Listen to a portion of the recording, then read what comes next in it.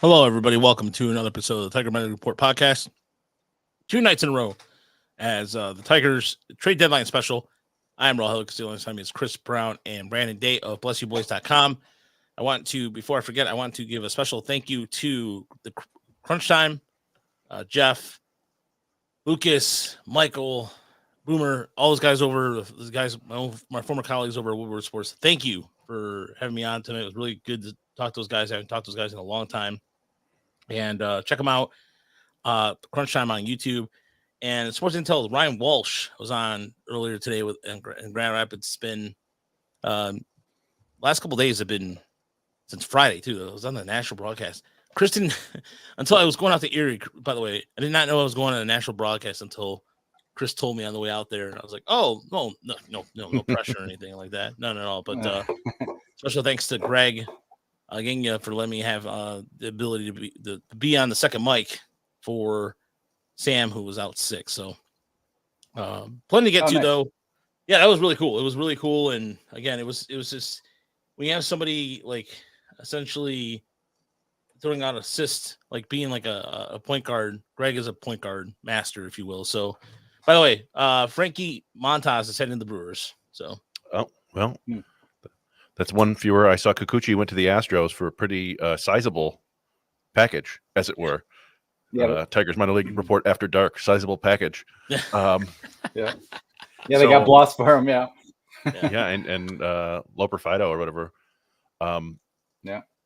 For the record, Jack Flaherty is not heading to the Brewers. It wouldn't appear that way. You've still got some other teams out there, potential suitors. Yeah, there was just a note that that they were checking into Flaherty just like a couple hours ago, or like maybe even only like an hour ago. So that's the way it goes this time of year. It's fast and furious. Things are changing on a dime, and every time I decide to go do something, it seems like I know something's going to happen. I sat around last night just like somebody's going to get traded. I can't do anything. I'm just sitting here like, come on. Do the deal. Let's go. It was like that earlier. Like I was telling Chris, I'm gonna go. Usually during the middle of the day, before during my lunch hour, I take a 15-minute siesta. I always find it just does a lot for the mental clarity and everything. Yeah. And then I was gonna go do it, and all of a sudden they're like, "Oh, Flaherty might go to the Yankees." I'm like, "Wait, who reported that? Bob Downgill? Never mind. Screw him. He doesn't know his shit." And it hasn't happened yet. But no, it's been. It's almost like you do that refresh on Twitter, but I'm also sick and tired of this season. I'm sick and tired of trade deadline season because I just, look, Chris and I did articles. We did articles. We did trade. Brandon, you did trade pieces too. Like we all, you did a really good job too as well. But the point is, I think that after a while, we're sick of doing them. You do it because By the way, this is the best time. This month has been the best viewed month for Tiger Minor Report in its history. I mean, since we brought it back, it's the best month. And awesome. I can say we're having. Go ahead. Yeah, we're having huge numbers at Bless Your Boys too. So I mean, people are really engaged and really interested in this team now in a way we haven't seen in quite a while. But that's great. I'm glad to hear it. Yeah. Thanks to those, some of the donations we got a couple weeks ago, I was able to go to Erie, and so thank you for that. Those are kind of reminder. But I just want this, it's one of those things where I want this trade season to be over with because I just, especially with the Scooble stuff and everything, which is not gonna, I don't think is gonna happen. 90% sure of it now, and the one team that I'm really surprised about too. That it hasn't done a move yet, and Dillon Dingler's mentioned it yet, was the Mets. The Yankees look like they're not going to up the. And there's again, I don't believe the trade rumors about the Yankees. I could be wrong about that, but looking over every single minor league system, I was watching a lot of Tulsa Drillers baseball this weekend. I was watching the Dodger system. I was watching a little bit of Houston. I was trying to get a better feel for that, and then the Rangers trade happened yesterday with the Tigers, which we'll get to in a second. But yeah, it's been. I'm just sick of it. I just want this to be over with, so we can move on with our lives. We could talk about Bryan Sammons doing. I mean, he wasn't exactly shoving, but he do a lot of first pitch strikes. But then you can talk about Jose Ramirez just basically saying like they just squat, look like a golf swing, or with one hand out to on a home run. There's a lot of things to discuss. Hi, Bryan Sammons. Yeah. Hi. I am Jose Ramirez. Welcome to the AL Central. Yeah. I'll take your curveball and hit it 450 feet deep because that's what I can do. And I think Ramirez is like 2 years older than Bryan Sammons, making his major league debut. Ramirez is on his way to the Hall of Fame. But honestly, like, the way that things are right now, and I think Sammons gave up 5 runs or whatever, 3 home runs. Going 7 1/3 is absolutely huge for the team right now. Yeah. With back-to-back bullpen days happening, basically 2 starters on the team right now. So huge hat tip to him for that. Who knows what'll become of him in the future? He only gave up 4 hits. Only 4 hits. It's just too many of them were dingers. Yeah, and I was curious. I saw that it was the longest debut outing for a Tigers rookie since Andy Van Hecken. I was curious the last time they had a reliever go more than 7 innings. So I'm gonna have to look it up real quick, unless they announced it already. Yeah. The Mets traded for Jesse Winker, but they don't seem to be real convinced about themselves or like what they're doing there. It's the Jose Iglesias, pop star tour is more important at this point, I think. But it's just weird for us in this. I mean, in our situation, we're looking at this all season long. You're starting to write a ton of articles the week before. There's all this prep you're doing. So by the time it's just the way it is. Like we're like the event planner in a way, because like by the time you actually get there, you're like, I'm freaking exhausted. I'm done with this. I'm probably not going to be happy with whoever they get, and this sucks. I just want the Tigers to be good again. But that's just the nature of the job, I guess. That by the time the thing actually gets there, we're already kind of burnt out on it. So just nature of the beast. But I don't know what the Mets are doing. I was surprised that the Rangers, are like, had John Gray go down, and then we're just like, we don't need any pitching. And I was, kind of pestering Lone Star Ball about that, and they were like, oh well, we got, Molly and all these, they've got Max, they've got a bunch of people coming back. So I guess they feel like they're okay at least for like one turn through the rotation. But of course, the Rangers aren't any better than the Tigers this year. So, and yet they're buying. And us, no, not so much. Pretty much standing around with their dick in their hand, essentially, at this point. I mean, to put it frankly like that, to put it bluntly like that, that's how I feel like it is.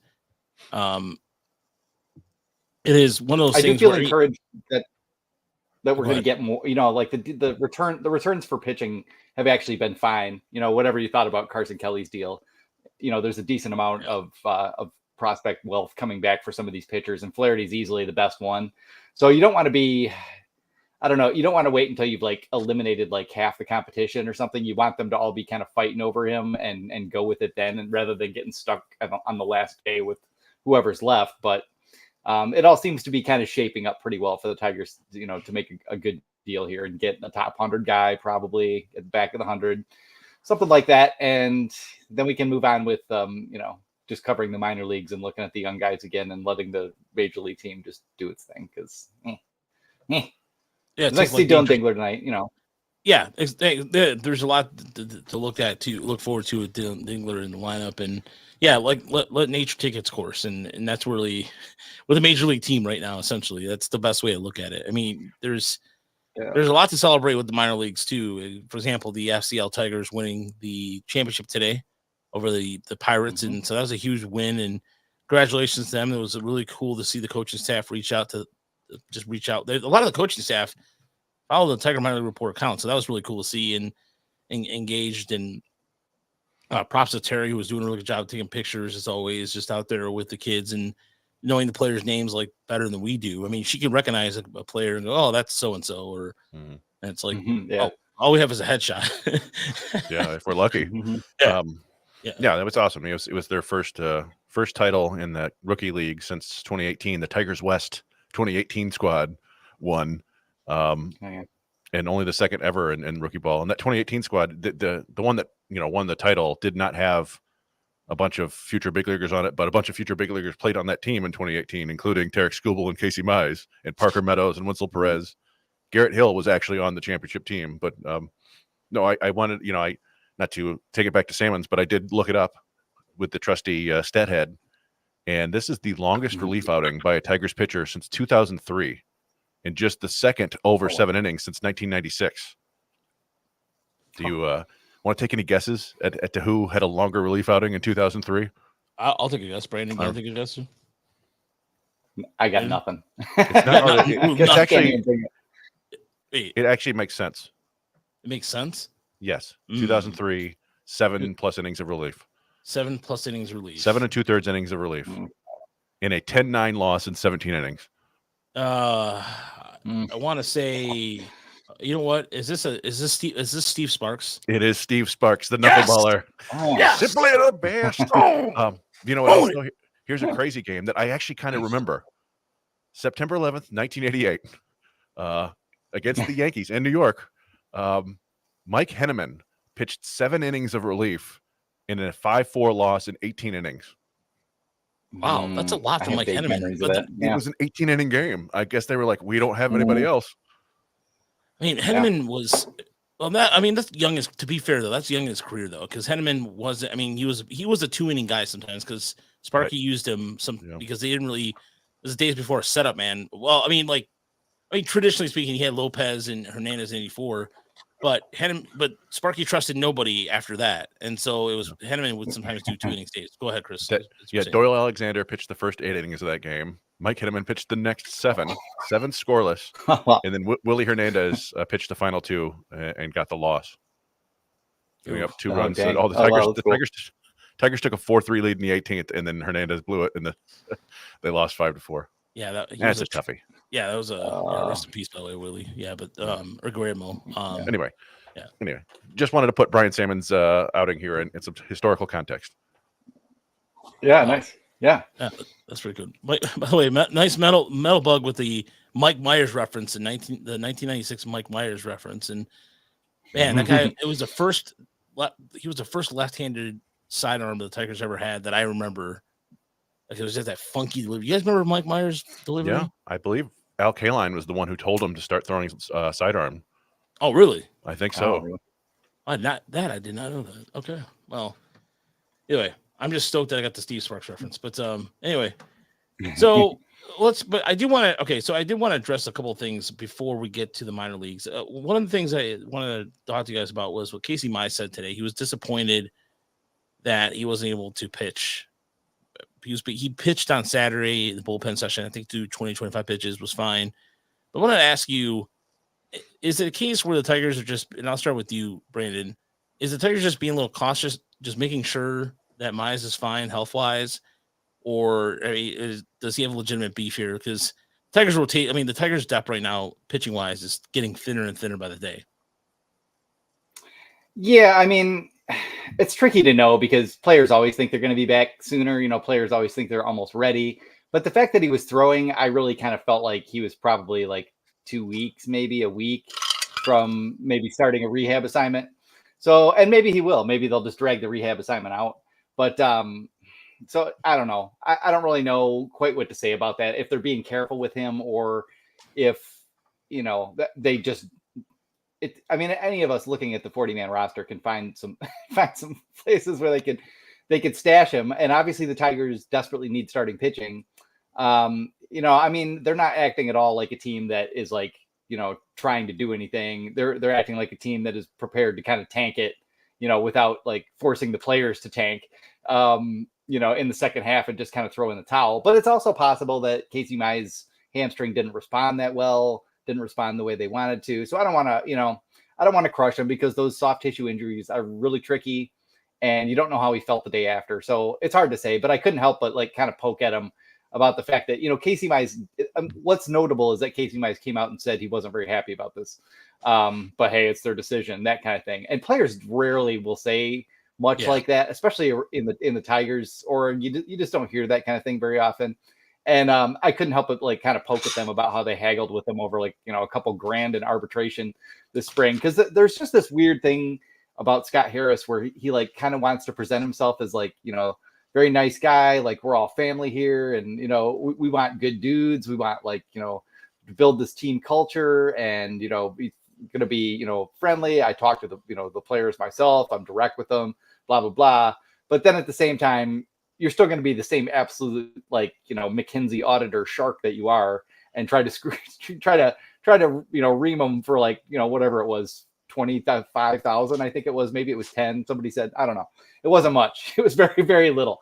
And those are the kind of things that, can start to weigh on, the culture of an organization. If you feel like the team isn't trying, the organization isn't trying to help you win, and you feel like they're, micromanaging you, if you feel like they're trying to steal service time from you, if they're like haggling over tiny amounts of money, and then at the same time they want to turn around and be like, well, we're all family here, like, and Scott Harris very much seems to play like both sides of that card, because he's an absolute penny pincher, and he's going to do whatever he thinks is right. And if that, means that you and your wife have to leave town in the middle of the night because he just shipped you somewhere and, out of the clear blue sky, that, they'll do all those things, because that's just the nature of the job. But I don't know. He just has a weird kind of unnatural feel for some of those things still. And I don't know. It just seemed like kind of glaring. Like the money that they fought about was completely inconsequential. I don't know that it has anything to do anything, but I just wanted to bring it up again because there's a developing little history between that and Turnbull,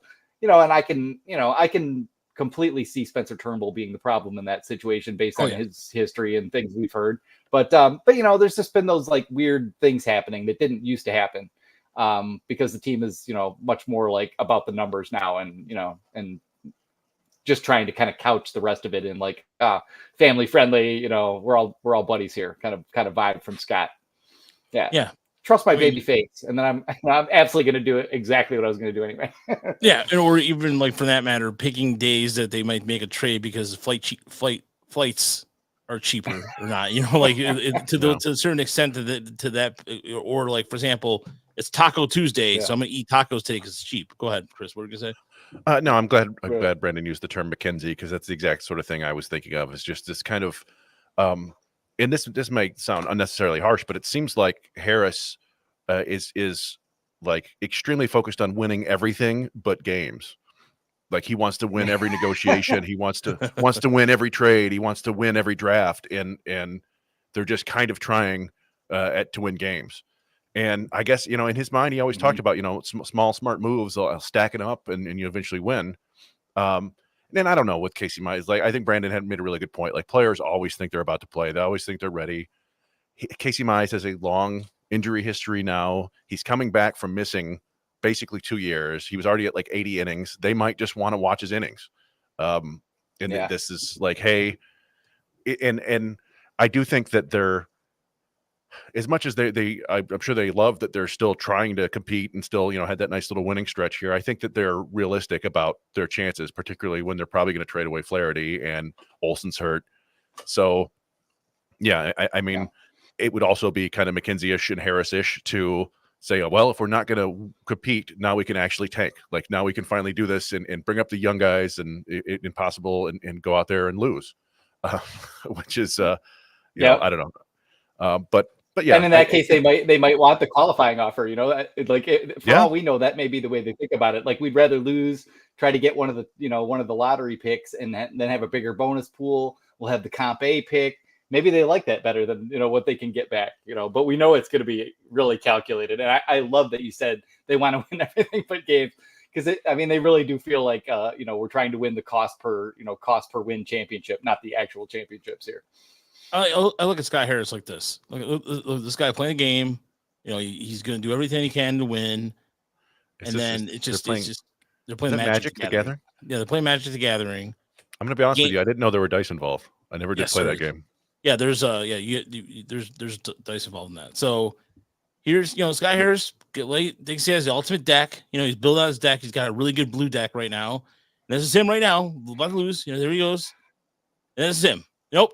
I don't get my ball and go home. That's Scott Harris right there in a nutshell, ladies and gentlemen, to me.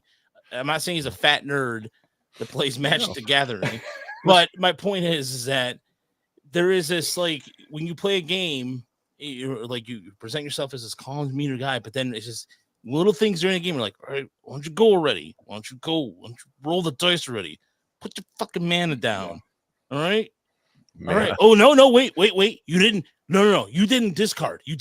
Therefore, I'm the one. I'm the one that's winning. I'm the one that's going to win here. By the way, I did play Magic the Gathering for a few years, and I sucked at it completely.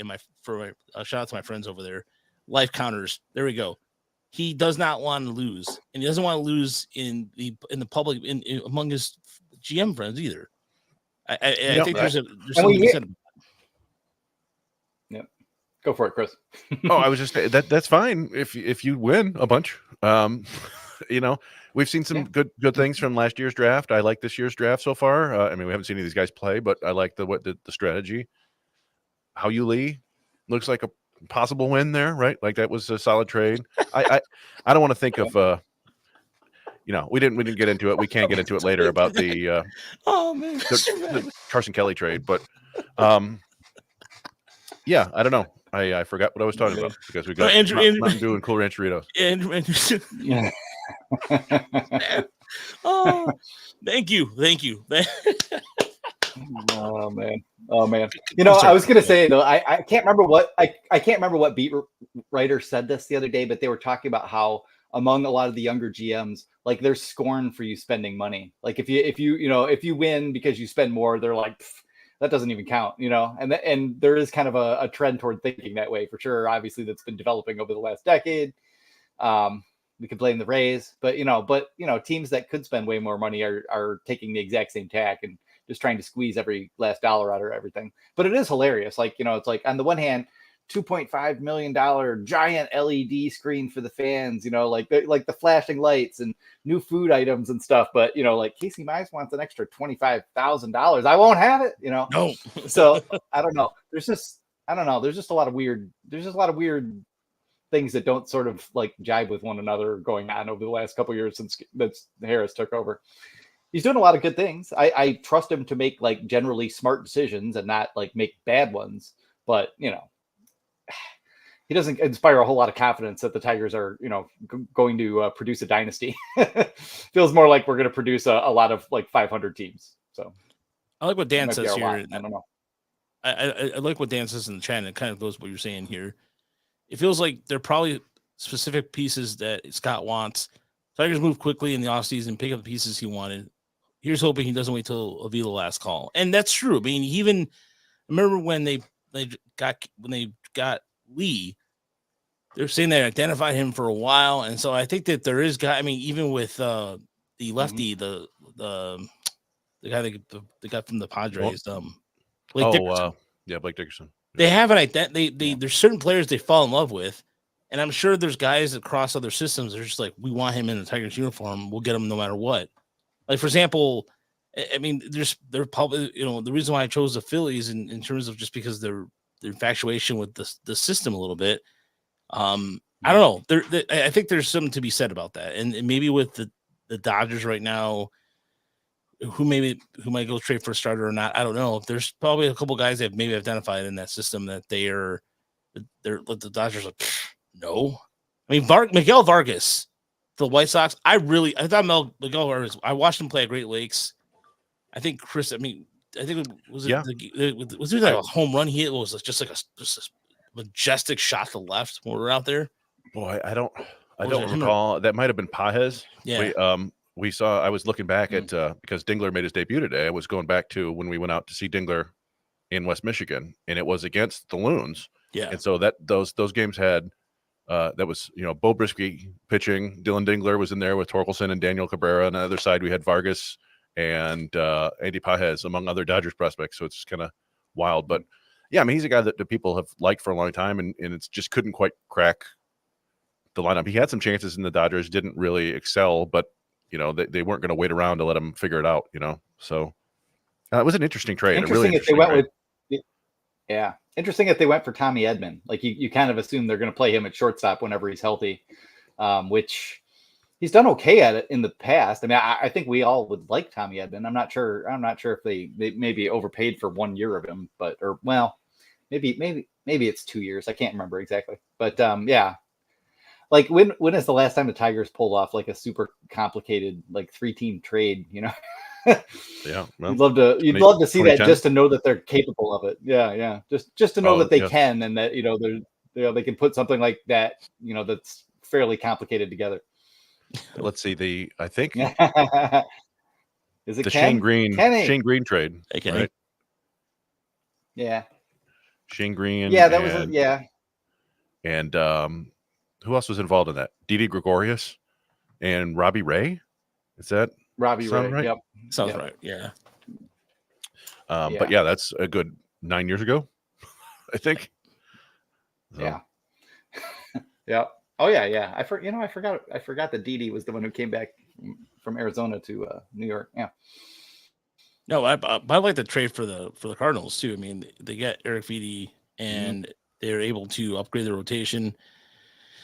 And the White Sox, I mean, I think they finally win a game this month. Or did they win today? I was going to ask, did they win today? It was 14 in a row. I didn't see if they were winning today. Look, I'm just, you know why? Well, they're beating the Royals 4-2 in the 7th inning right now. Good. Oh yeah, and the Mets, the Mets are beating the Twins 15-1. There you go. Ooh, yeah. Ooh. I like that. That's no, I want the 2003 Tigers to be permanently erased and taken over by the 2024 White Sox. You deserve it. I mean, I like how Luis Robert has struggled mightily, and only because I'm not saying I root for him to struggle. Rather, he chose the wrong time to struggle. It's just the way Chicago has been down. By the way, the fans' reaction to what they got in prospects was just like, who are these guys? Because they're an MLB pipeline, and that's another thing. MLB pipeline is not the end all and be all. Remember, folks, there's other websites to use, and yes, prospects do become trade all stars too. I want to talk about something really quick before I forget this. There was a topic that came up on Twitter by a certain radio host that said that he used an article from 2011 that said that prospects are the bust rate on prospects was like 66%. And I'm sorry, I look, he has a paid salary in radio. I don't, but I'm not going to allow you to fool people with that bullshit. Okay, listen. Just do yourself a favor. I Googled the article. I found it within 5 seconds. It was a Royals review article from 2011. Use better sources, my friend. And if you're going to inform, we're all nice guys. I mean, honestly, if you just want to ask us, by DM, most of the time we'd probably answer you back. Yeah. So yeah. I mean, the B writers do it. I talk to the B writers; they're cool. The B writers and I share information all the time, and they're cool with it. I mean, I don't understand why the radio guys can.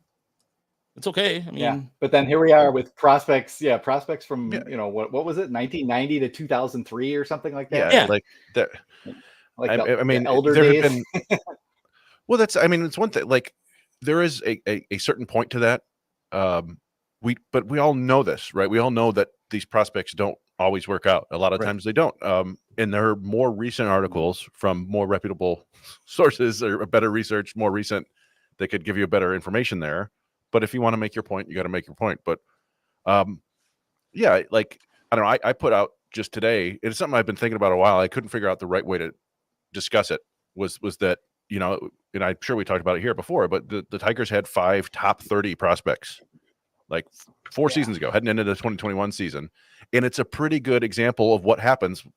You have Tarek Skubal, who's elite, one of the best pitchers in baseball, if not the best pitcher in baseball. Riley Green's awesome. He's an all-star. Those are like the 2 really great outcomes. Then you have Casey Mize, who's basically below average, almost average player. Matt Manning, who's like replacement level. And Spencer Torkelson, who looks like a bust. And that's 5 top 25 prospects. And that's about the I think, the spread you can expect. Now, people think like, oh, the Orioles, they hit on Gunnar Henderson, they hit on Adley Rutschman. They, every one of these top prospects is going to hit. We still don't know if Holiday is going to be legit. I mean, he was a monster in the minors. He struggled in the big majors. We don't know. We don't know about Mayo. We don't know about Basayo. It's just the nature of prospects that a lot of them do break. And that's, I assume, why the Tigers have a sky high asking rate for Skubal and probably for Flaherty, right? You want good prospects, but you also want depth. And we've talked about it many times with the depth and prospects. Winsel Perez was not one of the top prospects heading into the season, and he's been very valuable. And it's just one of those things. But to go out and say like, oh, you don't trade for a prospect because they're going to all be busts. Like, well, then you're going to get nothing. Right. A lot of players are busts. A lot of MLB players are turn into busts when you sign them. So it's the same risk. It's just that prospects are, far, far cheaper. It's also interesting, I think, just as a comparison, to think that back then Fangraphs had Casey Mize, Tarek Skubal, and Matt Manning all as 60 future value guys. And they currently have Job as a 55.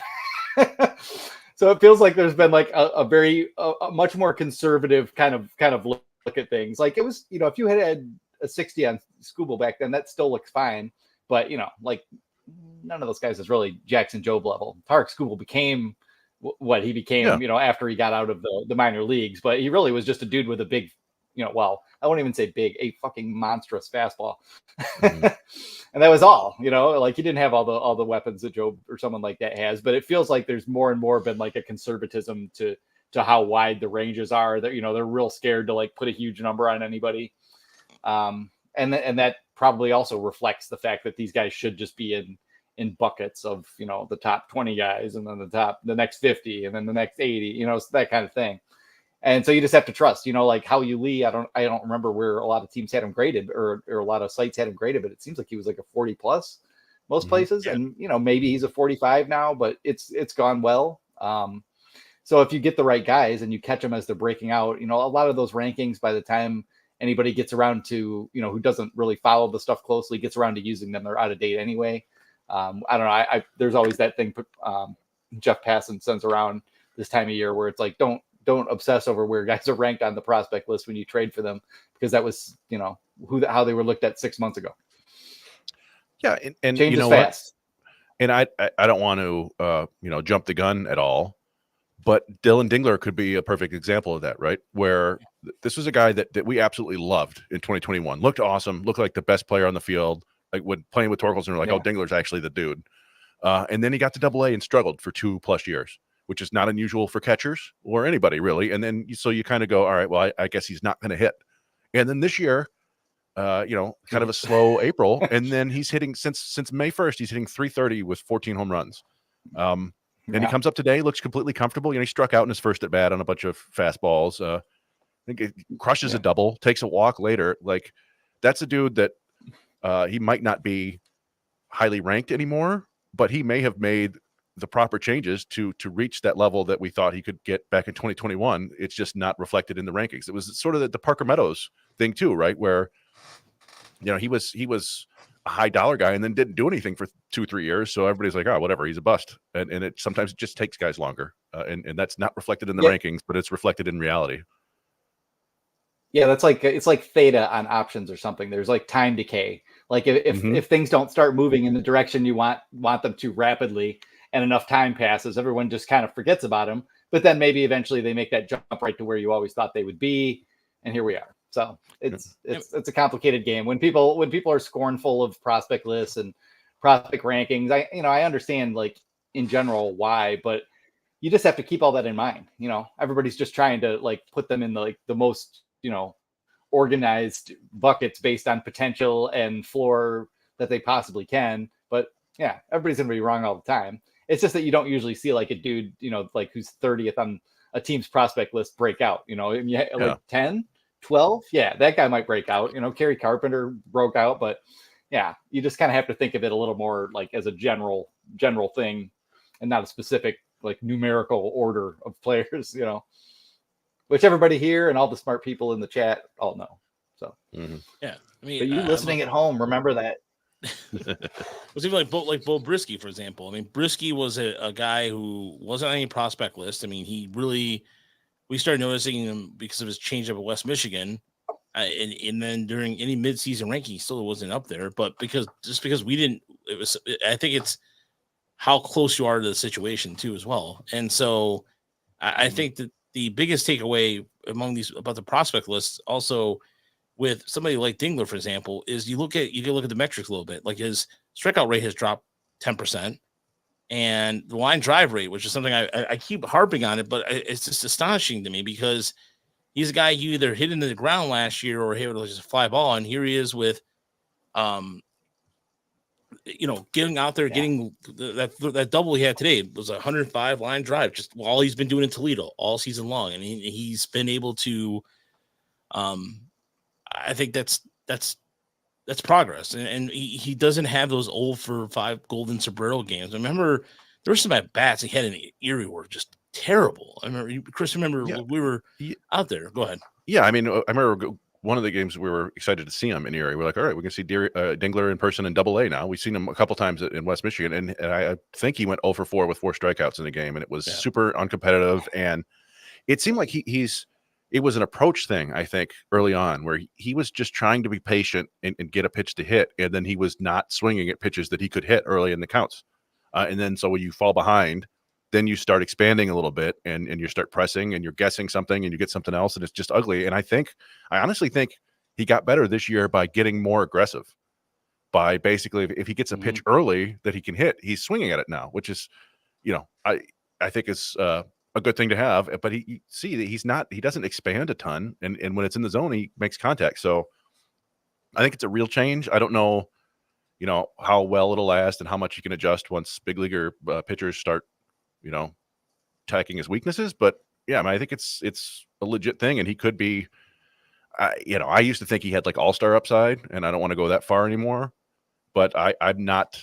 I think he could be a regular again. I thought he was going to be stuck as just a backup catcher, a glove first backup guy, and I think he may be able to hit enough to be a regular. So that's, I don't know, it's a good development this year.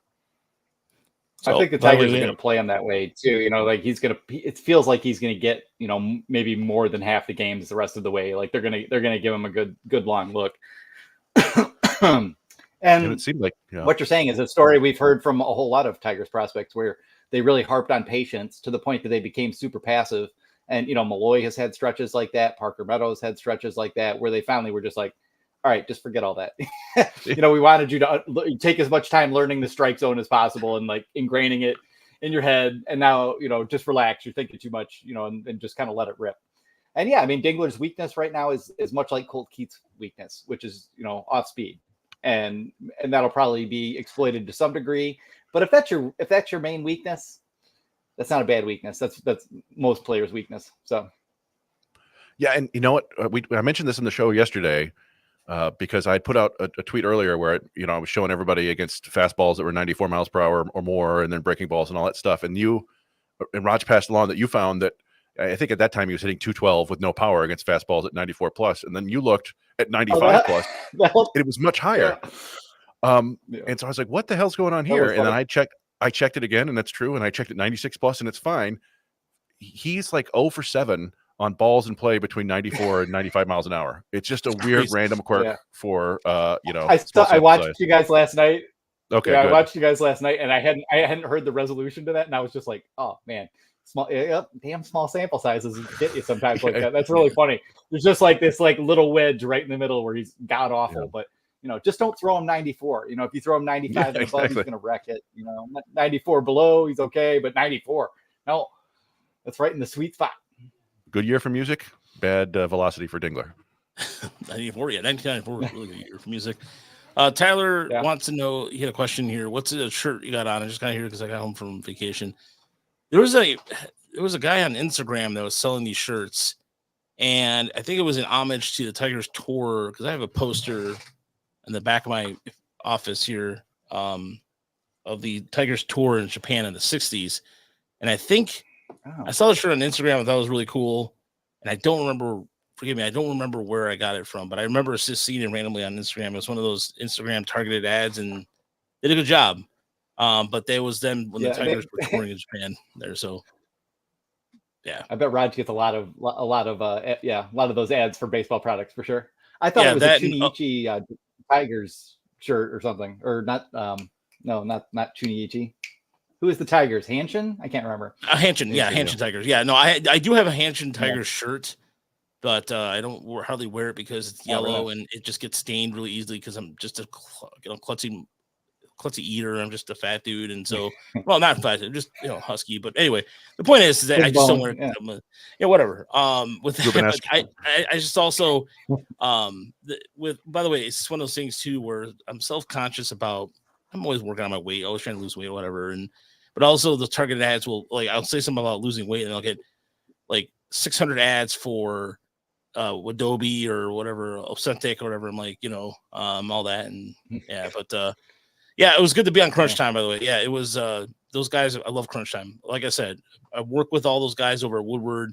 Fantastic group of gentlemen. And I'm glad that they're seeing all the success for them. So, but that being said, though, I do want to talk about, let's move on to the trade, Brandon, because I didn't want to get your thoughts and opinions on this trade here for Carson Kelly as the Tigers trade for a couple of Frisco Rough Riders and in AA. So it's a pair of essentially AA players for those who, by the way, the Frisco Rough Riders have one of the best hats out there. I mean, it's Teddy Roosevelt and his I don't know. I'll have to pull up the logo, but it's really sweet. Anyways, Tigers traded for Tyler Owens and catcher Liam Hicks.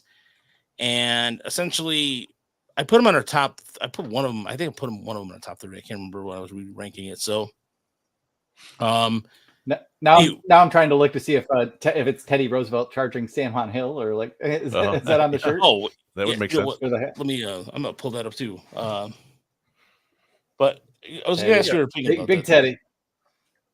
I mean, I think you guys covered it pretty well. I just don't think there was that much of a market, unfortunately, for catchers. I kind of thought there would be, and then I started looking through the numbers for most of the contenders.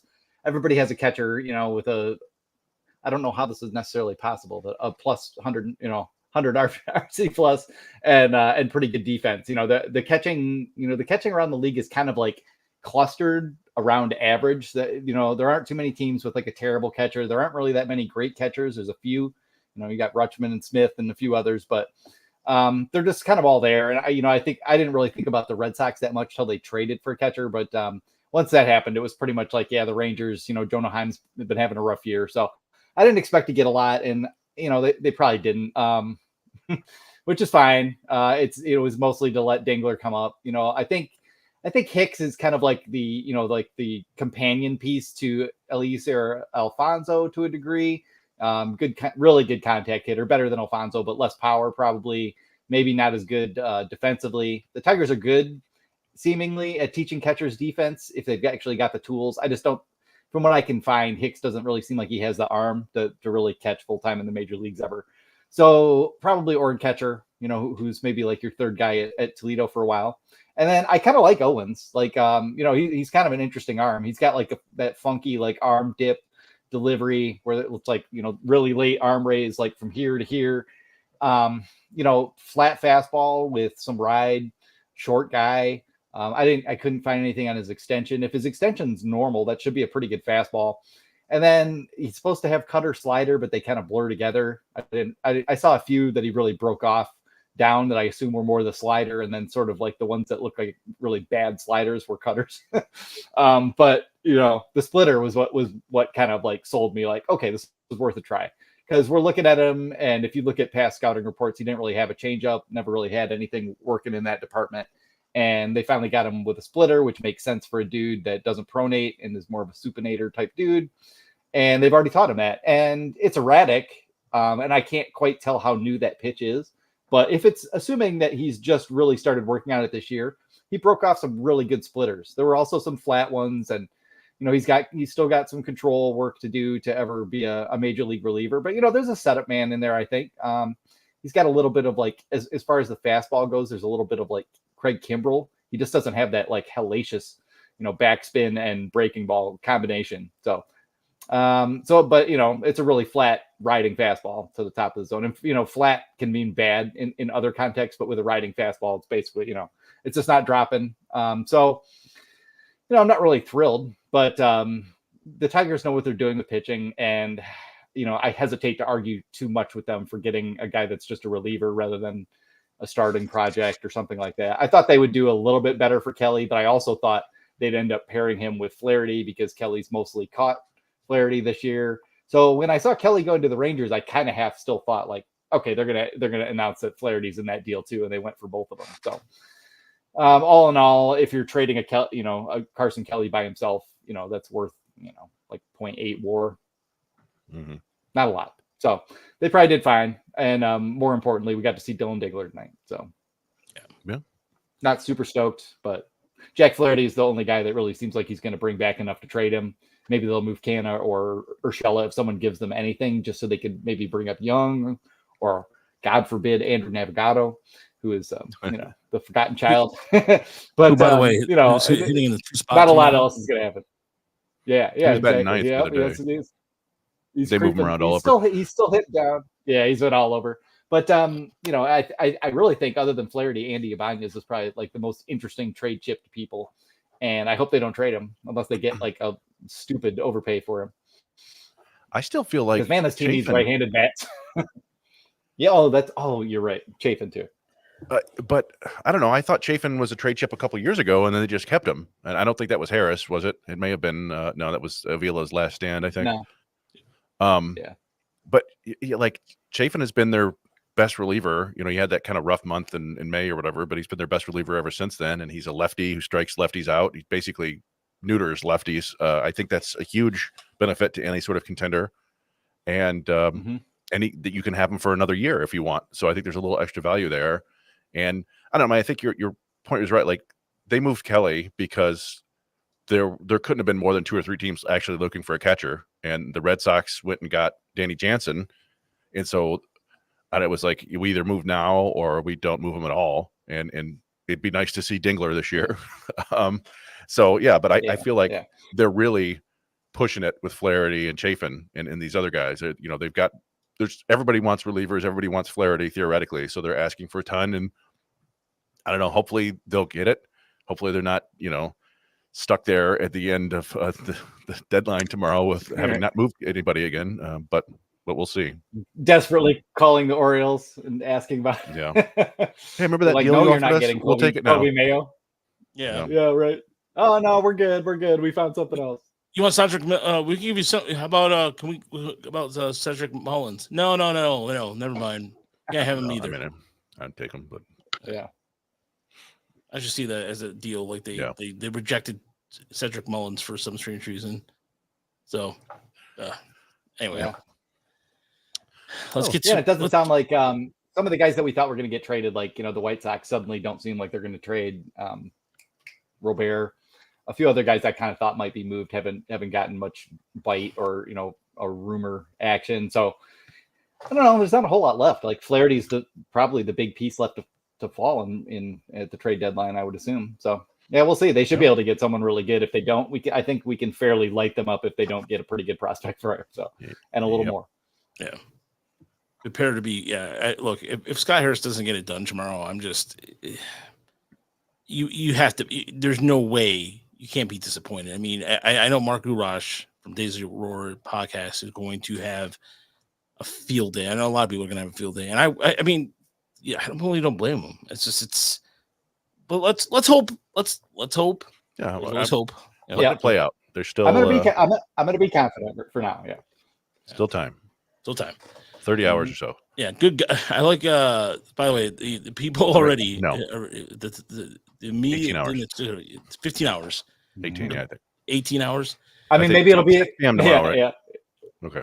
Yeah, 6 p.m. Maybe it'll be one of those deals where we look back at it and we're like mad about Avila not getting very much, but you also look at like, the Dodgers and the Yankees and just think like, what the fuck are you thinking? You wouldn't give up more than the Astros gave up for Justin Verlander. Yeah. What is wrong with you?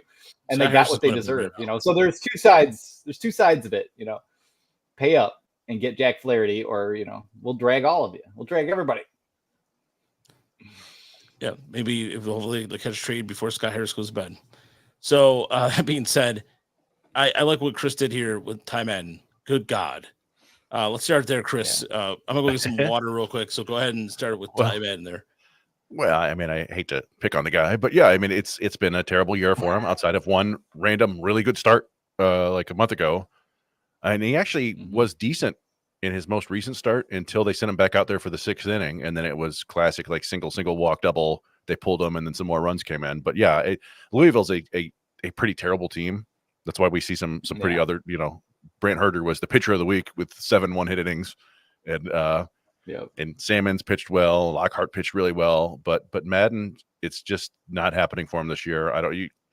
Hopefully, he can kind of just flush it at the end of the year and come back strong next year. But I it's trending more and more toward a bullpen life for me. But I don't know. We'll see. I mean, the only thing I've thought to myself about Madden this year, like, obviously his command hasn't really come along, but it's kind of the stuff, like some pit, he's just too erratic, like sometimes the fastball looks great for a couple pitches, like you can see the plane on it, and then other times it just seems flat. The same thing is true with the slider, the cutter, the curveball, the new split. Maybe he's throwing too many pitches, like, I don't know, like maybe he needs to simplify things down to 3 pitches and just go to work. Cause it's not like he's like completely wild out there or anything like that either. The walks are elevated, but he's just flat out getting hit hard. And what's kind of disturbing is that it's right-handers actually, whereas lefties were always kind of like the bane in Erie. And now he's just kind of giving it up to everybody. So I don't know. It's hard to figure out kind of quite what the fundamental problem is there, because the stuff was pretty good against AA hitters. It doesn't look bad. It's just the whole package is just sort of meh right now. And maybe things will change. Maybe he was a little bit victimized, or at least like made a bit of a head case by the automated strike zone. And maybe those guys, now that it's the challenge system, maybe some guys kind of relax and feel like they got a little more space to pitch, and that helps somebody. But I don't know. It's been pretty grim. But yeah, the bats are not good. The offense just beat the crap out of them. Really, 6-0 this week. I mean, when Spencer Torkelson just goes off and hits 3 home runs against you. Yeah, you know what? I made a mistake. It was a classic mistake where I tweeted something out that I thought was kind of it was my take on the classic, like, hey, somebody coming back from injury is the big trade deadline move they're going to make. And I was just joking. I don't know. I figured that some people might realize it was like tongue firmly in cheek, because I've been kind of down on Torkelson for a while. Oh God. Maybe God, that's Spencer Torkelson's music. Yeah, I was like, oh, maybe he's the trade deadline acquisition they need. And then like a lot of people took it seriously, and I was like, yeah, boy. Like I guess I kind of knew I was going for that. But hey, good for him. Hit a couple of really bad pitches for a grand slam and a 3-run homer. I'm sure it feels better to hit home runs than strike out. But overall, it's still not great down there. Yeah, nothing really seems to have changed. He can mash some mediocre AAA pitching, but until we start seeing him, beat the hell out of like the good arms that they see, I just don't really see what there is to be paying that much attention to. Especially because I don't see, like there've been some little bit of stance adjustments, a little bit of adjustments with like kick versus toe tap. He's like trying some little things, but there's no major overhaul going on, and maybe that can't happen until the off season. Maybe he doesn't want it to happen. Maybe he will never acquiesce to it happening. I don't really know, but it's been unfortunate. Meanwhile, Dillon Dingler is just absolutely just wrecking shop. Yeah. Like it seemed like everything he hit was just a laser beam last week. Yeah. It was like, there were, even his outs were like 375 feet. He was just locked in. And it's kind of one of those things where he was going to get called up anyway. He could have gone, 1 for 30, and they were like, well, time to bring Dingler up. But it's kind of one of those cool things where he's on a hot one right now, and they brought him up. So Navigato, people clamoring for Navigato. You'd think at some point he'll get a chance. If we were playing, we got Bly Madras getting regular ABs at first base. We'll see if people get traded, if they give Navigato a look, but it may not be in the cards for him for whatever reason. Yeah, maybe because he's not wearing khaki pants. I don't know. I mean, I say that because that's a bad joke, but it's just so weird. Like, just give the guy. I don't understand what else he has to do. I mean, people are losing their minds. It's a little bit weird. Like people are losing their mind that Ryan Kreidler got called up. I'm like, he's on the 40-man roster. Relax, people. Yeah, well, I mean, they did not have any other. Their 40-man roster options right now are Kreidler, Badu, and Eddie Leonard, who's on a rehab assignment. So, like, they literally had no other options to call anybody up.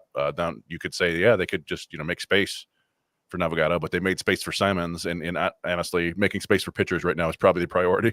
Yeah. So, Yeah. But I don't know. Yeah, and Sammons is presumably going to get DFA'd, fairly shortly, and hopefully end up back in Toledo or wherever. But it doesn't really matter. I'm glad he got a cup of coffee. Happy for him. And I do feel like they will eventually give Navgato a look, just because he's going to be I think he's a minor league free agent after this year. I think. So they might just want to make sure it's not like a Dane Meyer situation or whatever. Although, who knows? Yeah, weird. Dane Meyer. I apologized on public a couple weeks ago on Twitter. Not sure. Yeah, I didn't. Happened. Yeah, I still don't know what happened. I think maybe he swore a bunch. Yeah, if that's the case, then I forgive him. Yep. All right, let's move on to. Oh, let's go ahead. I just want to touch on Lockhart real quick. Awesome, he's had an awesome July. I thought for sure he'd get the call up, but I think they may view him as a little bit more valuable to their future than Sammons. And as Brandon pointed out, like Sammons is a guy you can bring up and you don't feel terrible about then cutting, DFAing instantly. But we'll see. I mean, he pitched well enough, or he pitched enough tonight to maybe get another chance. But I would like to see Lockhart soon. Yeah, I hope so too. Me too.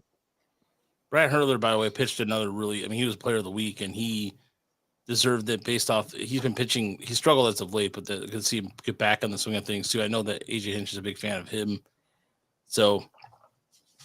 And he's the one I want to see actually even more than Lockhart. It's kind of a toss up because Herder hasn't been very good this year, but I still feel like Herder's got the much better chance of being useful at the major league level for, in the long term. So, and he is 25, I think now. So it's, you'd kind of like to put him on the Montero path where it's like, well, work with those guys for a little bit, get some starts at the major league level. And then, if Mize and Olsen come back and you don't need him, send him back down. But at least he kind of got a little bit of a taste and some time working with Lund, Fetter and stuff. So, but you could go either way. Obviously neither one of them is, likely to come up and be very good right now. So we just are where we are.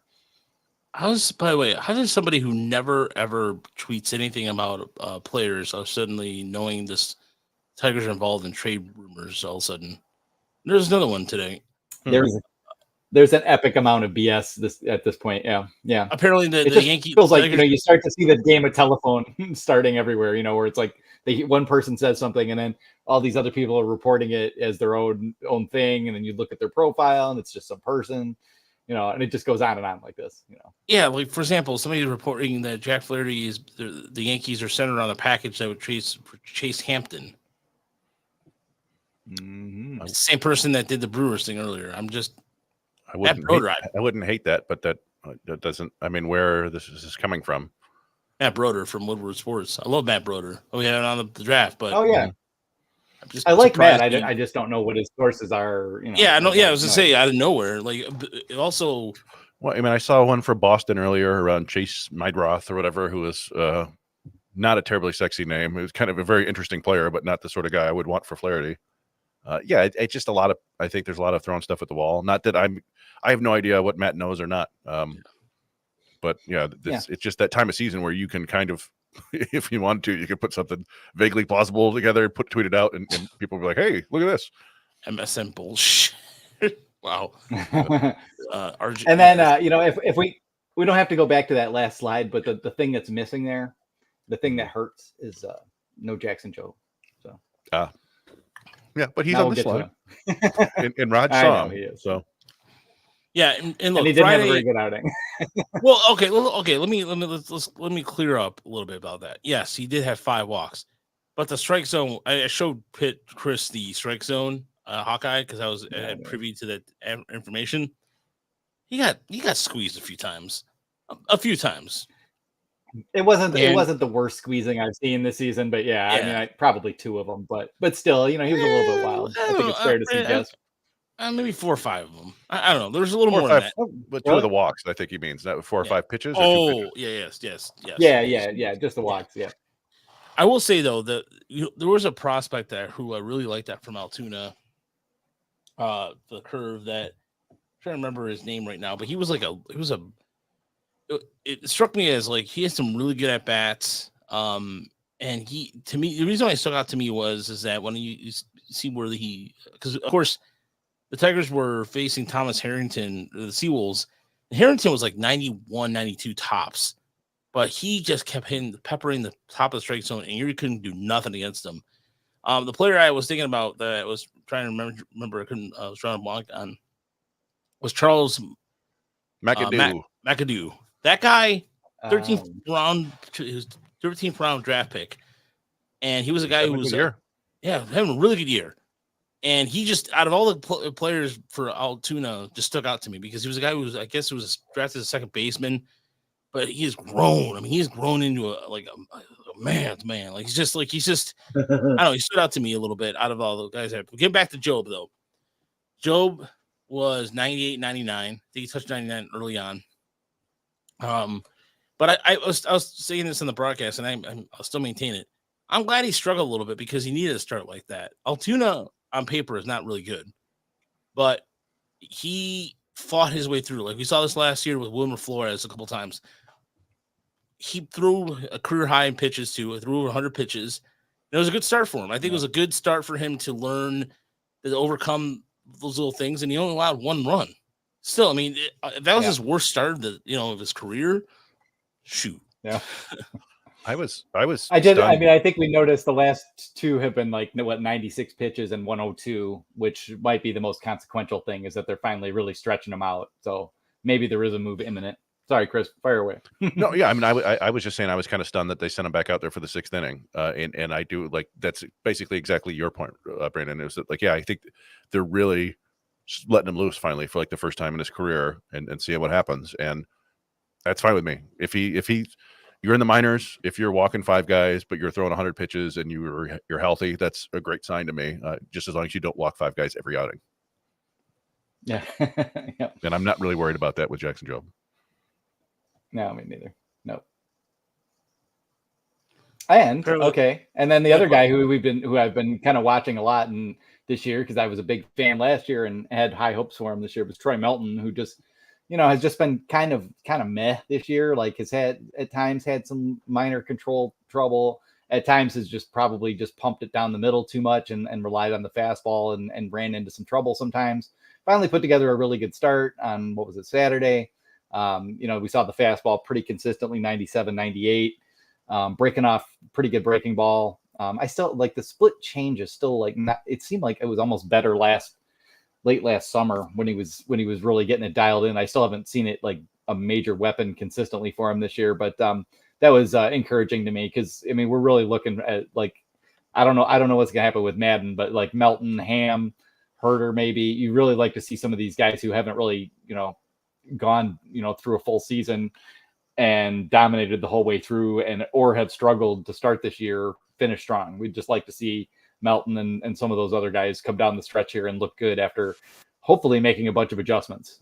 You'd like to think that's part of the reason for, some of the struggles, but I don't know. It was pretty encouraging to see Melton finally go out there and just, kind of just let it eat and blow some people away. Yeah. I'm looking at his box scores here on Baseball Reference, and he's got double-digit swinging strikes in the last 9 starts, I think. 1, 2, 3, 4, 5, 6, 7, 8. And that was not the case earlier in the season. So, and it really, in those last outings, he's only had one really rough game, one game with 6 earned runs, everything else 1, 2, 3, 0. So it does feel like maybe he's making some adjustments, like you said. So this is going back to June 9th. I just want to see what his overall ERA is since June 9th. If you'll bear with me for 1 second. Sure. 3.59 ERA, 52 strikeouts, and 12 walks in 42 innings, 37 hits. So, yeah, the advanced numbers say that's a 3.47 FIP with a 30% strikeout rate and a 7% walk rate. And the home runs have largely gone away in that stretch, just 1 per 9, where they were a big issue earlier. So I think that's something to keep an eye on down the stretch to see if he continues this run, because that'd be pretty nice. Yeah, coming on pretty good. What do you guys think about Hao Yu Lee? I mean, he had a good week. Since he got plunked in the head twice, he sort of hasn't hit for as much power. It's been he's still good, he's still doing fine, but hasn't really been on a heater at all. And it kind of feels like maybe he started to kind of loosen up this week again.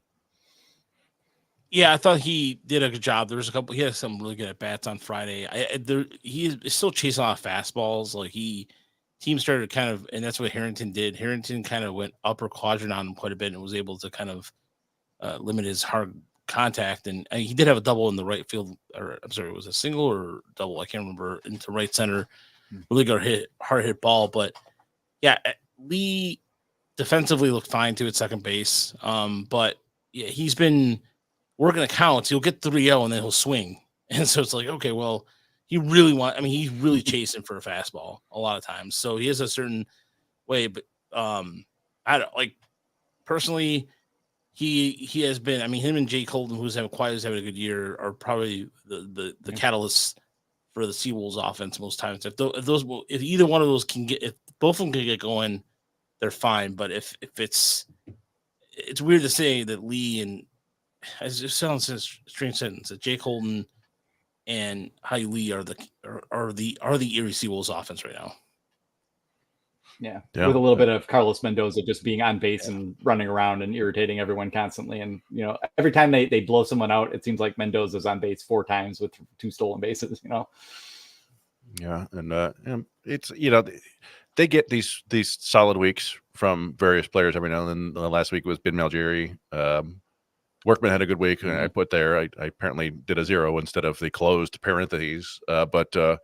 Set the franchise record for stolen bases in Erie, and Raj was there when it happened and called it. You said it was a little Ricky Henderson, and that was kind of the tag and the minor league baseball's tweet about it, which was kind of cool. They quoted Raj. Not bad. Yeah. Oh, nice. Yeah. Can't get a job in the field, but hey, whatever. That's cool. Hey, we got to go back and clip together that game so we can get all the things you said. Put them on a broadcast. And I put lobster in there because they're heading off to Portland, and our buddy Greg absolutely loves going there and eating all the lobster. So, fun fact: he was supposed to do. Hopefully, he doesn't mind if I tell the story on there, but I was told he was supposed to do a whale tour, like see some whales today or something. It got canceled. Him and his wife. That's right after that whale absolutely bone crushed that boat last week. Maybe he's better. I've never seen that before. That was crazy. Yeah, no, that was absolutely nuts.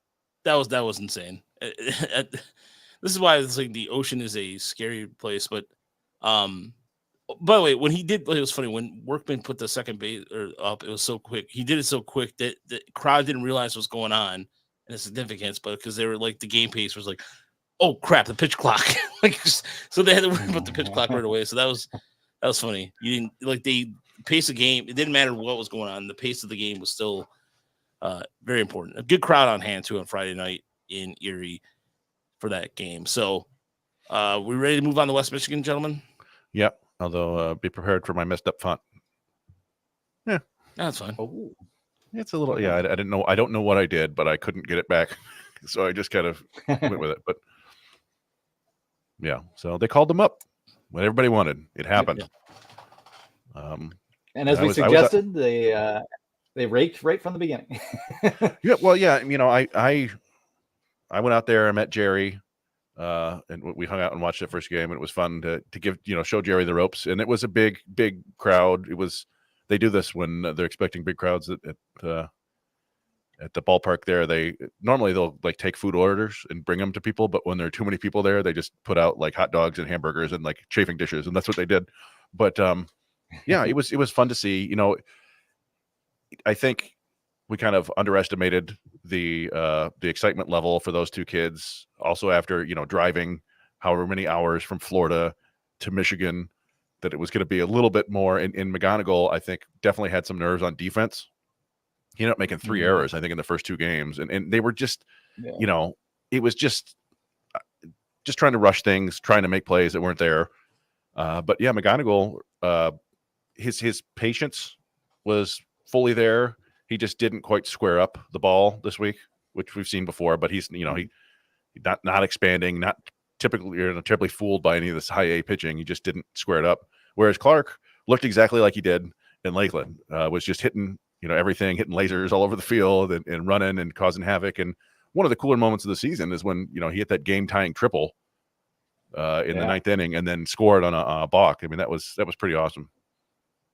Yeah, the crowd was going absolutely nuts on that triple for sure. The triple continues to be like the most important play or the most exciting play out there, just because you're seeing the dude run, you're looking back at the fielder, you're timing it. Yeah, everybody who doesn't love a good triple. Yeah, and I was just saying that's the other thing. They were down in Lakeland, which has a small but dedicated fan base, but about 10 to 20 times less than West Michigan. I think there were 8,000 people out there in West Michigan, and it's like 300. 9,000. And Lakeland. 9,000. Yeah. 9,000. Yeah. That's got to be a real change for those kids. But it was fun week.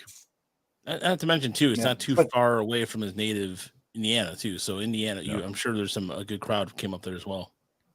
Apparently, you're probably right about that. Yep. Just to finish there, Jaden Ham was fine. Jaden Ham had a good outing. Josper Sanchez looked pretty good last week, I thought. I did do that. I didn't realize Max that I Anderson. could. Yeah, I was just saying to screw the crap out of me. I didn't. Sorry. Well, I was looking. It looked like I screwed up. It just says C Lansing. I thought I said 3-3 versus Lansing. I must have made a typing error while I was doing this during the first portion of the show. It's still, the rest of the roster is still a little iffy. Campos had a monster grand slam that was very fun to watch, but other than that, not a ton. And Max Anderson, like you said, he hit a very long home run, but other than that, not a whole lot. And it was interesting because they gave Austin Bergner 2 rehab starts, and in the second one, Jaden Ham was like the piggyback, and he got himself at one point. I think the bases were loaded with nobody out, and he managed to get out of it. But it was an interesting outing for him. Yeah, kind of an atypical situation for him, but still looking good. So that's kind of about it there, I guess. I heard Fort Wayne's a really nice stadium too, Dan. I want to go down there at some point and check out a game. Maybe, you know what? No, that's right. I got a wedding this weekend. I'm actually going to a wedding for the first time in forever. I can't think of the last time I go to a wedding. A stick from Woodward Sports is getting married this weekend up in McCoskey. Oh, nice. So I thought he already was married. I'll be done. Yeah, he's getting $14 behind the plate. Yeah, I love the way the Fort Wayne behind the plate has that kind of like downward. I think it's like isn't it? Is it one of those stadiums similar to Lansing where it's like in ground downtown kind of feel to I think I was talking to the Dan Hasty and Nick Wangler about the best stadiums in the Midwest League, and Jesse was there too. It was a Lugnuts game, and they seemed to think that Fort Wayne was the best in the Midwest League. Yeah, those Tin Caps jerseys are pretty sweet too. Yeah. Let's move on to Lakeland. And Isaac Pacheco is, by the way, I was trying to get some intel on Freddie Pacheco, who went to who did a couple games and then disappeared. And nothing. I can't find any resources on it. The resources I do have been very quiet about it. So who knows what's happened to Freddie Pacheco. Yep. There's lots of, I was going to say, Rainer Castillo. There we go. Rainer Castillo. Yeah. Yeah, there's not a whole lot of offense down there. Like Callahan is exciting at times, and Ian Peck is a catalytic player too when he puts the ball in play. But it's mostly the pitching down there right now, which is Castillo continues to just throw that bowling ball up there and watch his guys can't do anything with it for the most part. He had one bad outing this year, I think. Reyes is still a lot of fun. They're not letting him go deep into games. I think they're still building him up. But he gets a lot of called strikes. Like hitters would just give up on his breaking ball and then just strike. So that's a lot of fun. Yep. And I misspelled CJ Weems. Yep. And CJ Weems is better. That's a better nickname. Well, yeah, he had a pretty good relief outing, and Jake Miller, another crazy 10 strikeouts and 4 walks in a relief outing is wild. But was it like one hit or something? Yeah. Maybe one. Yeah. And 3-2 outcomes pitcher. Down to the FCL. Yeah, that was cool for sure. Yeah, we touched on it earlier. The first Gulf Coast League, Florida Complex League title for the Tigers since 2018, just the second in their history. And we talked about it last week, I think, where they had to sneak into the playoffs thanks to some rain that led to a canceled game. And it was weather again that seemed to help them. They were down 3-1 in the 8th inning in their first game against Pittsburgh. And they beat the Marlins, I think, 3-1 in extra innings to get there. That was Jonathan Rogers pitched really well in that game, at least according to the box score. We didn't see it.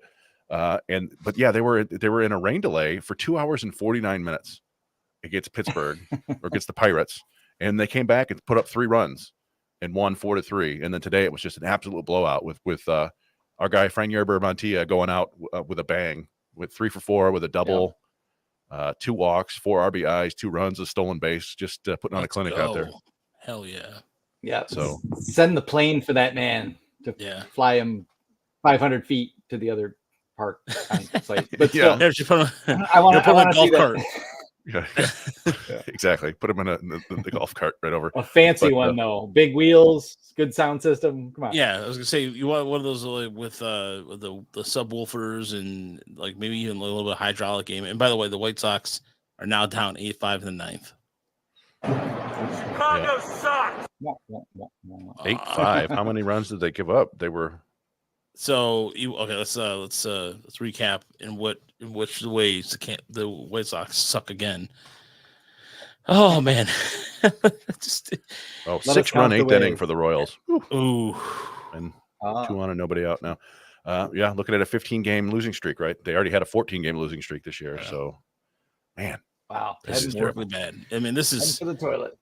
Yep, and that's you know what it's, Brandon. You know what's funny? It's fitting because I remember a few years ago, you were one of the first people I remember that talked about the White Sox, the White Sox cycle. You're the first person I remember going, okay, what's going to happen is they're going to trade all their prospects, they're going to be good, just good enough, and just trade off everybody and suck again. And this time they've reached a new level of crapness that I don't think anybody saw coming. Yeah, I don't know if someone like dug up the body of the Cubs goat and like buried it down there on the south side or something, but it's probably just that goat may just be named Jerry Reinsdorf. But yeah, there's just some kind of like cultural rot in that organization for some reason. I don't know, man. They just can't scare me. Tim Anderson could scare me. Like individually, certain guys might scare you, but yeah. I don't know. It's a mess. That organization needs I don't know, new ownership, new lots of things. I wanted to go back to this question. Samuel McLean asked, do we think teams leak info around this time of season a decent amount, or do we overestimate that? And I don't know the answer to that either. I kind of think agents might be as prone to leak information as anybody.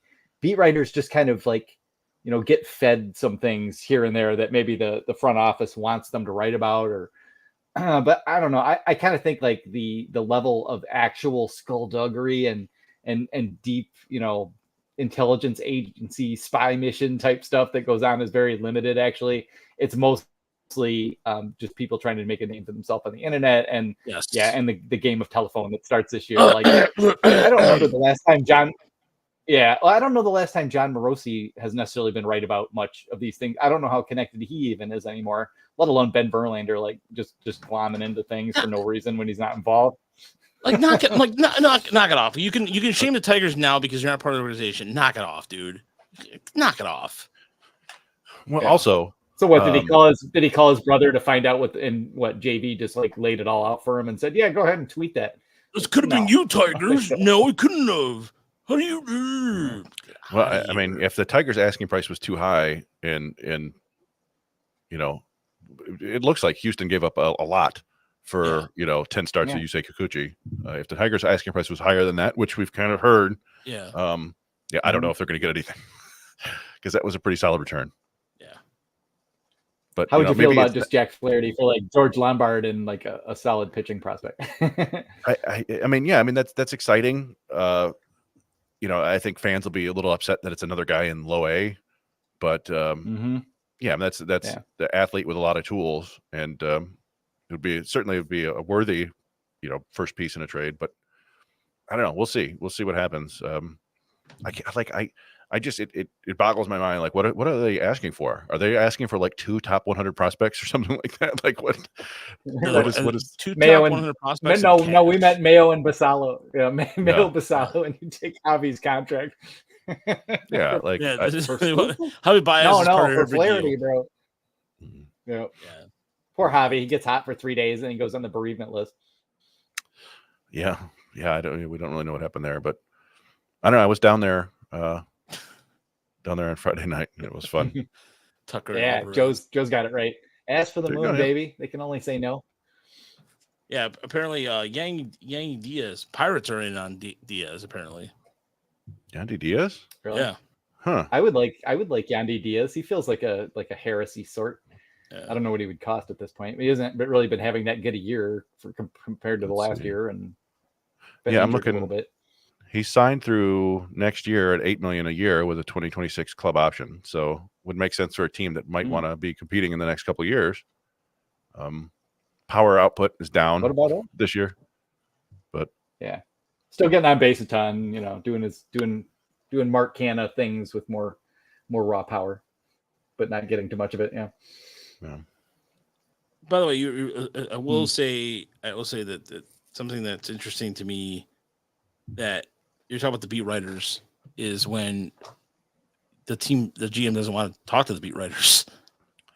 That doesn't help things at all. No, he doesn't. Yeah. I just saw a quote from Jack Flaherty. He doesn't seem to talk to the players either. Again, that's I think that's the way he wants it to be, where he's just behind the curtain making decisions and doesn't have to deal with the players or the lowly press unless he's forced to. God forbid. It's certainly one approach to take.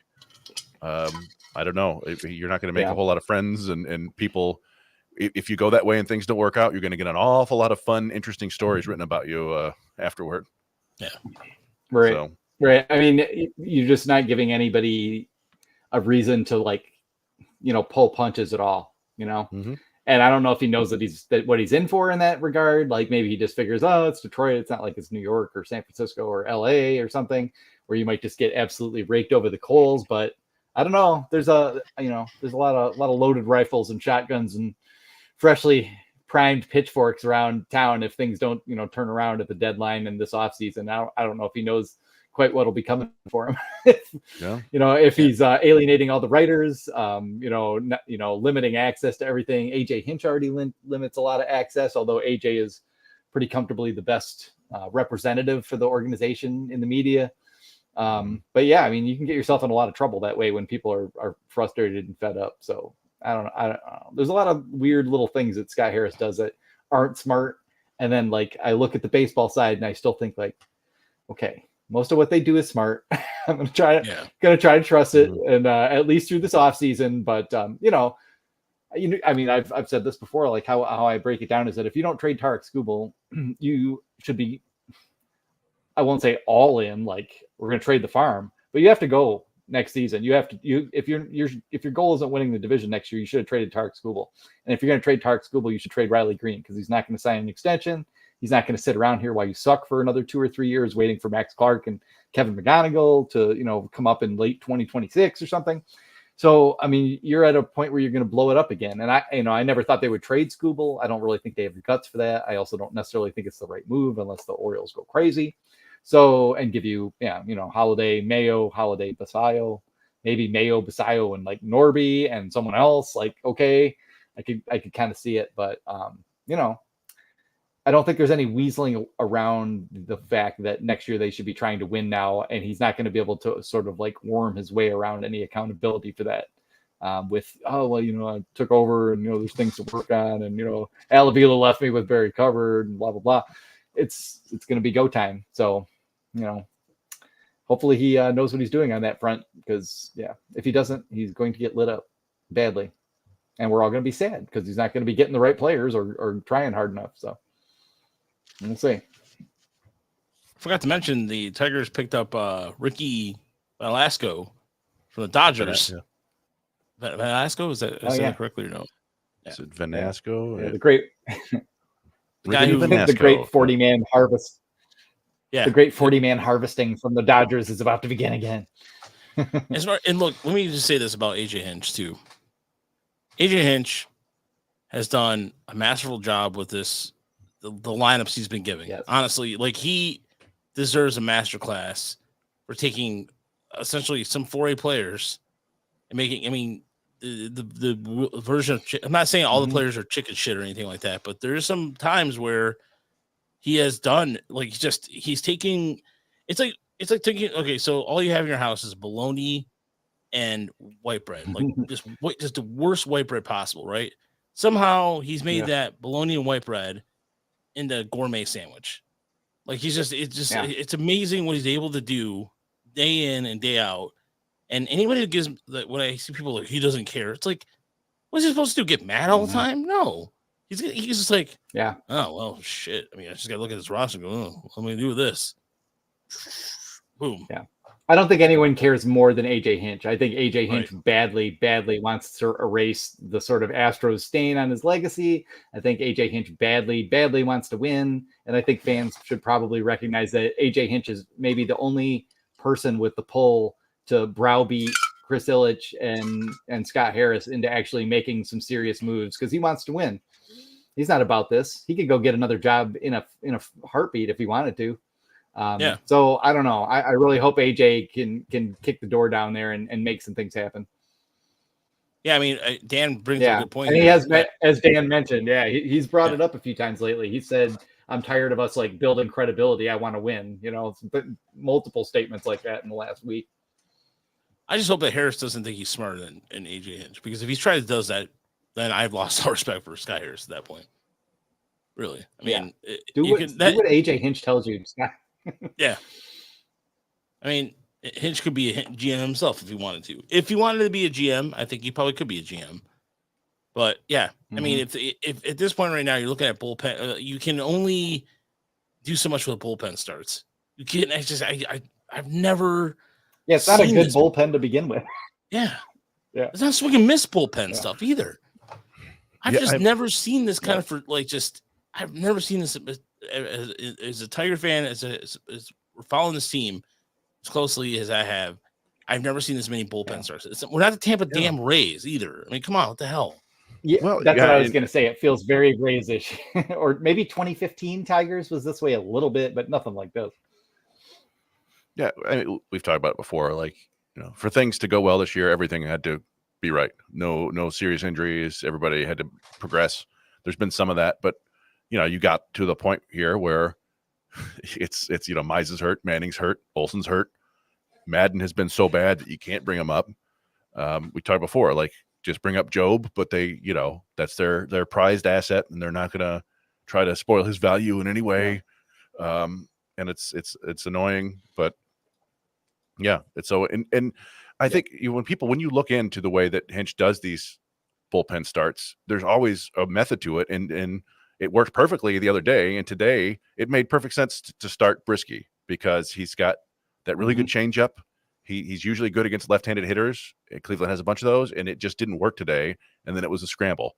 You know, it works. The bullpen starts are great if the bullpen guys pitch well, but if they struggle, it throws everything off. So again, and Sammons really just kind of saved their bit. Yeah. He really bailed them out today. Like, that could have just wrecked the bullpen for the next, week. And he took the hits for him and saved most of the better guys, and so they'll be in better shape going forward. But yeah, you can't do this for very long. This is really, really unsustainable. The Rays do it, and they have really good bullpens.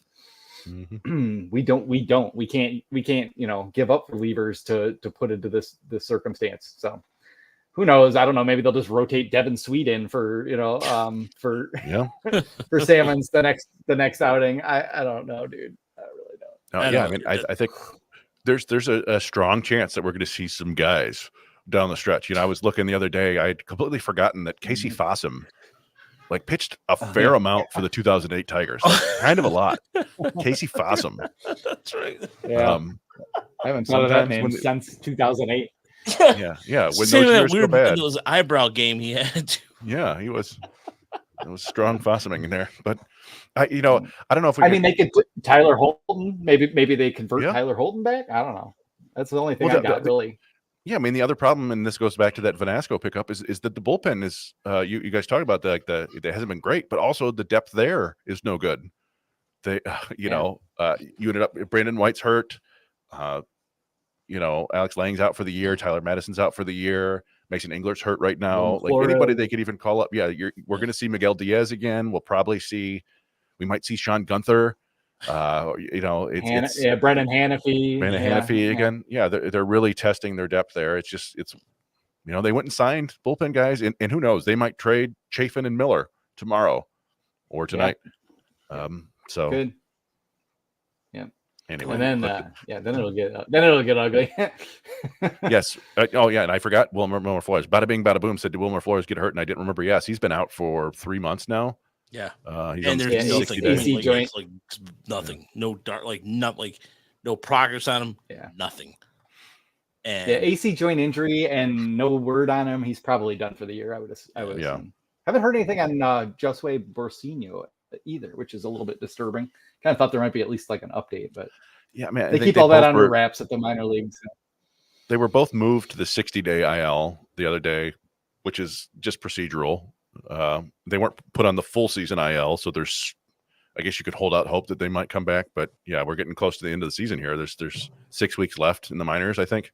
Yeah. Maybe a little bit more than that, 7. But yeah, I don't know. We'll see what happens. Meanwhile, the Royals. I mean, let's end the podcast with this. Look what the Cleveland did tonight. You get Lane Thomas, right? Mm-hmm. You get Lane Thomas.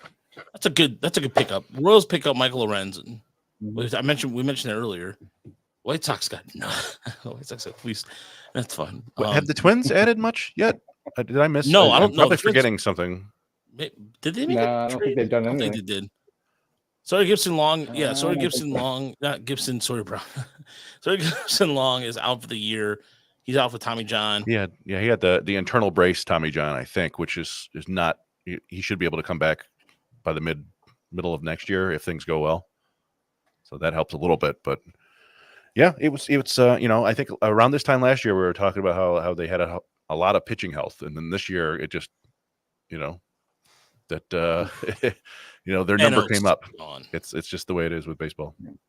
So, by the way, and it's not, and it could be worse. It's if Madden, if one or Madden or Herder or somebody had come along better, it wouldn't be such an issue. But yeah, the two things combined, they're pretty cooked now. By the way, the White Sox were stuck on 27 wins, and they just blew the 27th save of the season. Yeah. Oh man! But here, okay, it's really, one of the things I just was thinking about, just was looking at this, because as far as like, I'm trying to also stall time to see if maybe the Tigers might do something before we get out of here, but I don't think it's gonna. Well, happen. I can if you want to go back to the slides just real quick.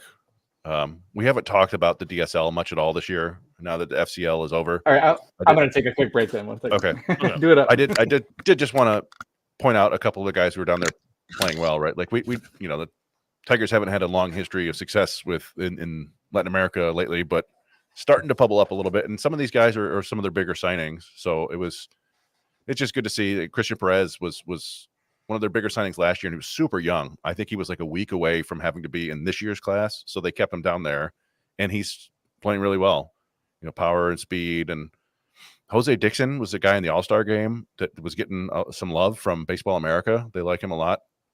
And there's a lot of tools there. He's a shortstop, kind of a lot of errors right now, but that's to be expected from a young guy. And Osorio was their big signing 3 years ago, I think in the same class as Briseño and Samuel Hill. And he's finally putting it together, but you don't see a lot of guys spend 3 years in the DSL and then have any kind of career once they come over the States, but he's very tooled up. So who knows? The one guy that I'm really interested in is Ronald Ramirez. You see there, he's hitting 352. I was going to ask about that because he's been on a total tear. And I was trying to find any type of. There's not a lot of video out there of him. Is there? I mean, he was also one of their sort of more high profile signings from this signing period. The big guy was Nestor Miranda, who just started coming back a week ago and started playing. But they had a couple shortstops, including Dixon and Ramirez and Pinto there. But yeah, I mean, it's the DSL. You never know what to think. And he hasn't hit a home run, but 8 doubles and hitting 352 with a solid walk to strikeout ratio. I don't know. It's probably a name to remember for next year. If the bat to ball skills are there, maybe you can develop the power and then you got something. And then Pinto's a tooled up center fielder. He's not hitting for average, but a lot of doubles, fair amount of walks, good strikeouts, or not good strikeouts, but strikeouts are under control and some stolen bases. So just wanted to highlight, because we haven't talked about the DSL much at all, because again, we don't see these guys. Right. We have no idea what their skills are. Like Nuremberg Rondon he was also an all-star, but he's 20 years old, been down there for like 4 years. So we just kind of assume guys like that don't necessarily have a future, but I think these 5 guys might. So just wanted to mention them. Yeah, they should, because I mean, even a guy like we always talk about Montoya quite a bit. Yeah. The Christian Perez is another name too. I think he's on Baseball America's top 30, I believe. He might be. He was. Yeah, I mean, Montilla was the guy who did the 2 years in DSL because he was younger than some of his contemporaries, and nothing but raves for him this year in the complex league. So maybe Perez is the next guy. We never know. Some of these guys might not amount to anything, but like I said, just wanted to mention them because we don't talk about it a ton, and just some names to remember for next year for the sickos. Yeah, there's out there, but I don't know. Brandon, there's Brandon. Brady look like I'm more relaxed out there, but all right, we'll leave it at that. We'll leave with right now is essentially the Tigers will pretty much not do anything until maybe tomorrow morning, maybe tomorrow afternoon. Who knows? The Tigers do play an afternoon game tomorrow at, I believe, 1:05 start against Cleveland. Yeah. And so there's no last minute trades happening. There's been. Go ahead, Chris. Yeah, I'm preparing for that 6:15 tweet where the Tigers have not traded Jack Flaherty, I'm told. Yeah. You're like, all right, boy. Yeah. But we'll see. And then followed by with 15 tweets from Ben Verlander calling Tigers failures, and this organization needs to wake up and and and then we'll never hear from him again after that. Yep. By the way, Bobby Witt Jr., they better trade him. They better. No, they it's gonna be a PR nightmare. Like this town, seriously. Luckily, the Lions training camp is starting, and although the narratives there, like Taylor Decker signing a deal and all that is going on, but yeah. If I love to hear Scott Harris's excuse with that too. I don't know. Look, the bottom line is this: it needs to get done. It needs to get done at this point because if he can redeem himself, great. If he doesn't, then I gotta have to tweet. I have to mute Twitter for a while because it's going to be unbearable. Yeah. And then you just got to just collect your thoughts. But I will say, some of the lessons we learned tonight, gentlemen, are three things. One, Mize is pissed. Two, there's some showing some things under the armor for Hinch. He wants to win. He wants to win now. And three, quite frankly, the amount of patience for Scott Harris is. I think the patience for Scott Harris is gone. Well, yeah, I mean, he's not Steve Yzerman, right? Like Red Wings fans are giving Steve Yzerman a long time. They understand, and he also built the Stanley Cup, though, dude. Yeah, he's got a history. He built a Stanley Cup winner. He's a franchise legend. People are going to give him a little bit more time. I don't think fans are going to. Yeah, if they don't get something and something good at this trade deadline, or at least something that you could look forward to. Yeah, I think things might get pretty ugly, and then it's heading into the next offseason. And if he doesn't make the team better in a substantial way in free agency, then what are we doing here? Yep, exactly. Yeah, because then then you're kind of back to blowing it up time, and there's no next window that really looks that likely out there. I think we all like the lower minors pretty well. And there isn't, so much left in the upper minors except for, a couple pitchers, young, maybe Leonard, maybe Big B helps out or something like that. And then it's how you lead. So, I mean, it feels like it's time to win and to trade what you need to out of that group and then develop the Scott Harris wave, just keep building that wave that started with, Clark and McGonigal, and hopefully those guys are ready to start contributing, in 2.5 years, something like that. But until that point, they should be trying to win, and they should be all in to win, and everyone should be absolutely screeching at Chris Ilitch if they don't really push hard this offseason. So that's kind of where we're at. Yeah, look, bottom line is this: do yourself a favor. Don't say you're not surprised by what I'm sorry, I'm bashing Ben Verlander so much. I'm not bashing him, but do yourself a favor. Will you follow sources? People that follow team all the time and do their homework all the time, don't follow hot chart artists. If there's one thing about this trade deadline, the hot shot, the hot take artists have come out in full force. Knock it off. Yeah. Get better resources. Come on. It's weak. I know it's weak. Yeah. Look, I might be boring when it comes to Twitter sometimes, but I'm not going to try to do some hot takes out there. But all right. Anyways, enough about that. Enough about the show. Thanks so much for listening. If you watched the whole time, really appreciate it. I sound like a bitter old man, but I'm not. I promise. I'm just sick and tired of I just want this over with. I just want to report Yeah. Bernd Verlander is not in the trenches like with the rest of us. He isn't. He's high above his Hollywood Hills mansion. I don't know where he lives. I don't care. All right, enough of that. I sound bitter, but I'm not. But again, thank you everybody who's followed us on Twitter. We now have. I forgot to talk about this. We now have. Yeah. So now, ladies and gentlemen, here's the big reveal of why I was been pushing Twitter so much. Okay. I think I've put this on there. Have I told everybody on this account? Maybe I haven't. Okay. So there we have right now 6,400 or 6,060 followers on Twitter. I see. Yeah, 16,670. Yes. The reason why I mentioned this is because we now have more followers than the team account, ladies and gentlemen. This is the team account. This is a team account. And this is our account. So it's a small little victory, but thank you. Thank you for everybody who's donated. Thank you for much who's watched. And I'm stoked. We did it, folks. Yep. Thank you. So next step, Kim Kardashian. Yep. Yeah. Let's get her. Actually, let's get her. We're sick, or you guys could, you got to catch Blushy Boys first, though. Well, look, hey, I don't have a 7-year or 10-year head start. I know. I'm just playing. On that note, have a good night, everybody. I mean, they're probably 90% bots now, anyway. Yeah. Have a good night. The bots are taking over. Good night, everybody. Yep. Okay.